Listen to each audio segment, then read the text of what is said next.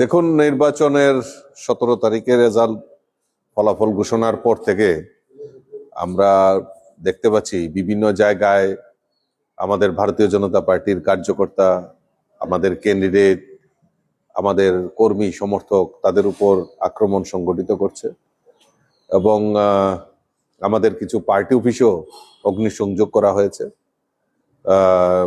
গত পরশু থেকে আমি নিজে ব্যক্তিগতভাবে আমার পার্টির বিভিন্ন নেতৃত্ব এবং আমাদের মাননীয় মুখ্যমন্ত্রীও বিভিন্ন জায়গায় পরিদর্শন করছেন, বিভিন্ন জায়গায় যাচ্ছেন এবং আমিও আজকে সেই মোতাবেক দক্ষিণ ত্রিপুরা জেলায় বিভিন্ন জায়গায় আমাদের পার্টি অফিসে অগ্নিসংযোগ করা হয়েছে, সেগুলি পরিদর্শনে এসেছি।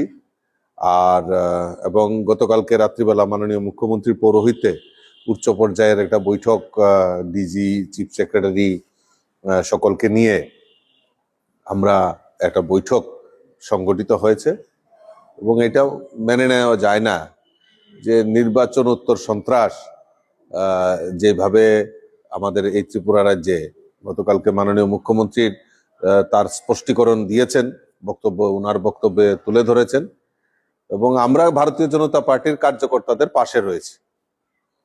কার্যকর্তার উপর হামলা, হুজ্জতি এইগুলি আমরা কোনো সময় বরদাস্ত করি না, তার তীব্র ধিক্কার এবং নিন্দা জানাই এবং আমরা সন্ত্রাসে বিশ্বাস করি না। পরিষ্কার হিসাব, আমরা পাল্টাপাল্টিতে আমরা বিশ্বাস করি না।